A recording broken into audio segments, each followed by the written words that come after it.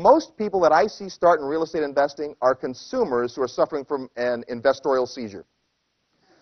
They think they're investors, but the problem is they act like consumers. So what's the difference between a consumer and an investor? Well, here's one of the basic things. First of all, a consumer saves their money. They save, they hold on to what they have, and they don't want to let go of it. My hard-earned money. They put it in the mattress, they put it in the piggy bank, they save it, and they're very concerned about losing their money. An investor, on the other hand, invests their money. They don't save it and hoard it. They put it out there into the world so it can do some work. And if you put it out there in the world so it can do some work, it will come back, hopefully with friends. And then it's a bigger pile of money, right? Now, when people come to our consultation, they have different goals and different ideas and so forth. But everybody has a different perspective. Later on this afternoon, I'm going to talk about your personal investment philosophy. And what you want real estate to accomplish for you is probably very different from what the person next to you wants, even if that person is married to you or related to you, right? Sometimes we have to talk about those things. It's amazing how many husbands and wives come to the consultation process and they think they're on the same page, and so we start asking some of these questions. And we find out that they're not really on the same page, that it takes a little talking through to get that, right? And I've got that, and I'm not married, but just a little word of advice from watching a lot of couples come through consultation. Life is short, do it her way. All right, so consumers think everything costs too much money. Do you know how much it costs to park at the airport? It's amazing how much they can charge for food and soft drinks. And here's my favorite, bottled water at the airport. Bottles of water at the airport are like $3.50, right? That's a lot of money for water. But when someone says something's expensive, that's expensive. Here's what I want you to always say, either in your mind or out loud. Either depending on the situation. When someone says that's expensive, or you find yourself saying that's expensive, I want you to say this. Compared to what? Bottled water at $3.50 is expensive compared to dying of thirst, right? So I'm staying at a hotel in New York City, and I want to get my suit pressed, and I go downstairs to talk to the concierge about getting my suit pressed. They say, Mr. Helms would be happy to handle that for you. It'll be $22.50. And I went, $22.50?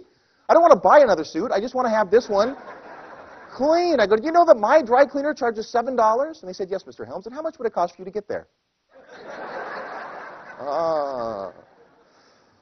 Today you're going to hear from one of the guys that is on our real estate show quite a bit, and also is our attorney, Jeff Lehrman. He's going to talk about how to form entities. And Russ Gray, who you'll meet today, and Charlie Kraftler and I went to see Jeff Lehrman at a seminar he was giving.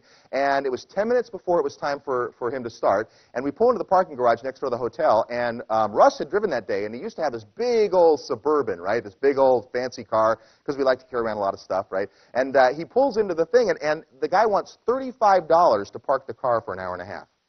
And we're like, $35? And all of a sudden, we all break into consumer mindset, right? Well, I know, we'll go around the street, we'll see if we can find a parking space, or maybe we can find a cheaper garage. And I'm going, you guys, the seminar starts in 10 minutes. Which is more important, us saving $5 or $10 in parking, or us being there before Jeff's seminar starts, getting a chance to say hello, meeting some of the people, and being relaxed in our seats when it starts?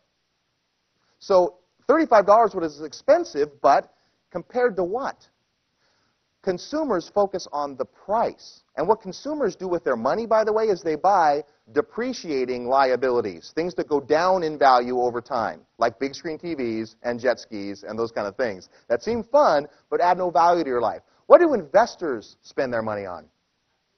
Assets, appreciating assets. We hope things to go up in value. So it's a difference. Now, if you get involved with our Foundations program, which is how you get in our mentoring clubs, you'll get to understand very clearly the difference between consumer and investor mentality. But I just wanted to touch on that a little bit. So let's talk about real estate. We're kind of positive about real estate. I don't know where you're at. Some of you already own income property. In fact, if you already own a property other than the house you live in, raise your hand.